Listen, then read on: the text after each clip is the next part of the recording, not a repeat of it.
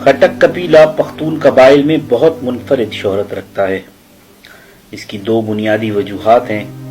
ایک پشتو زبان کے ممتاز ترین شاعر خوشحال خان خٹک اور دوسری وجہ خٹک ڈانس جو تلواروں کے ساتھ کیا جاتا ہے۔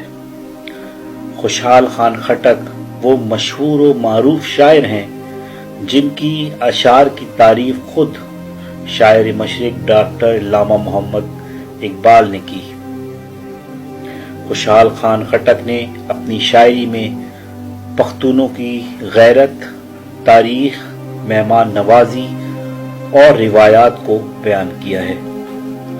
خٹک قبیلے کا مسکن پاکستان کے جنوبی ضلع کرک میں ہے۔ کرک میں ایک علاقہ ہے جسے ٹیری کہا جاتا ہے۔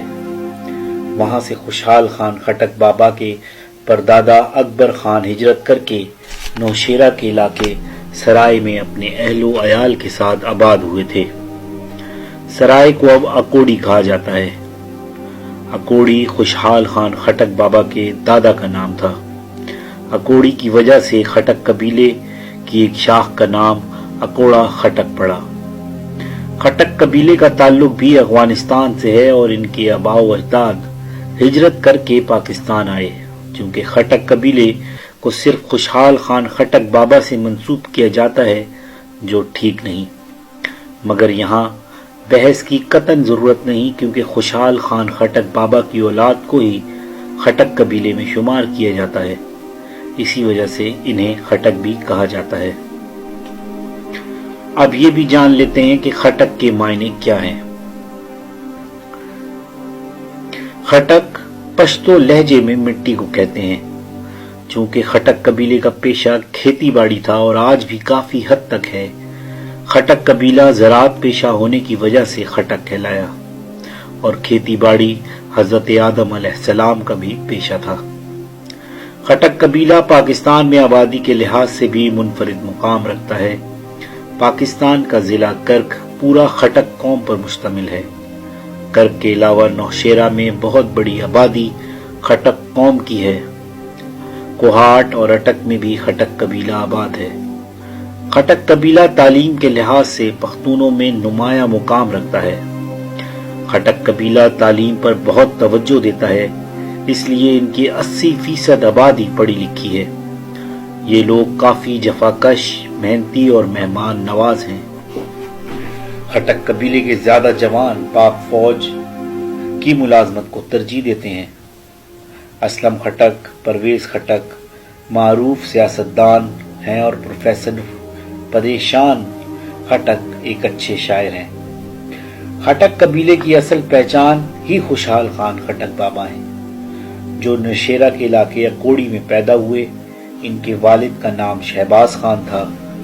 مغل شہنشاہ نے انہیں اپنے علاقے کا سالار مقرر کیا تھا۔ وہ اپنے قبیلے کے سردار تھے۔ خوشحال خان خٹک بابا نے بھی اپنے باپ سے بہت کچھ سیکھا۔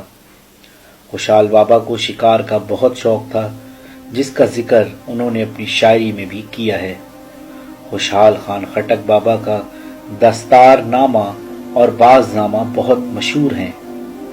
خوشحال خان خٹک بابا نے پہلے مغلوں کی بہت خدمت کی، بعد میں اختلاف پیدا ہوا جس پر مغلوں نے انہیں کئی سال تک ہندوستان میں قید رکھا۔ قید کے دوران خوشحال خان خٹک بابا نے دستار نامہ تحریر کیا۔ مغلوں کی قید سے رہا ہونے کے بعد خوشحال خان خٹک بابا نے مغلوں کے خلاف جنگیں لڑیں جن کی تفصیل یہاں بیان کرنا ضروری نہیں۔ تاہم اس سے یہ بات واضح ہے کہ خٹک قبیلہ نہایت جنگجو ہے اور اس کا انحصار اور اس بات کی اظہار اس چیز سے بھی ہوتا ہے کہ ان کا مشہور ڈانس جسے خٹک ڈانس کہا جاتا ہے میں تلواروں کا استعمال کیا جاتا ہے۔ یہ لوگ کھیتی باڑی کو ضرور پسند کرتے ہیں اور ان کا ابتدائی ذریعہ معاش کھیتی باڑی ہے، لیکن اس کا ہرگز مطلب یہ نہیں کہ یہ لوگ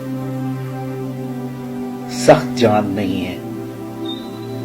یہ نہایت مہمان نواز ہیں لیکن اپنے دشمنوں کو کبھی معاف نہیں کرتے۔ پاک فوج میں انہوں نے ناقابل फरामोश और गिरां कदर खिदमात अंजाम दी हैं। इनकी तारीख के बगैर पाक फौज की तारीख भी अधूरी है। खटक लोग निहायत बहादुर, जर्री, जफाकश, मेहनती और मेहमान नवाज हैं, जिसका सबूत उनके मुख्तलिफ लोगों ने मुख्तलिफ मौके पर दिया। 1948 में जब कश्मीर पर हिंदुस्तान का कब्जा हो गया तो खटक कबाइल के बहुत से लोग जिहाद में शरीक हुए और कायदे आज़म के हुक्म से श्रीनगर से सिर्फ 16 किलोमीटर दूर तक पहुंच चुके थे। ताहम कुछ सियासी वजूहात की बिना पर उन्हें वापस बुला लिया गया। अगर उस जमाने में उन्हें पेशकदमी की इजाजत दे दी जाती तो कभी उम्मीद थी कि वो पूरा कश्मीर फतह कर लेते। लिहाजा हम ये कह सकते हैं कि खटक कौम अपने जमाने की एक बेहतरीन कौम है, क्योंकि सबसे ज्यादा पढ़े लिखे अफगान या पठान खटक कबाइल में वाक़ हैं। सबसे ज्यादा मेहनती, जफाकश, ईमानदार लोग खटक कबीले के हैं। तो दोस्तों, मुझे उम्मीद है कि आपको ये वीडियो ज़रूर पसंद आई होगी। अगर पसंद आए तो उसको लाइक कीजिएगा।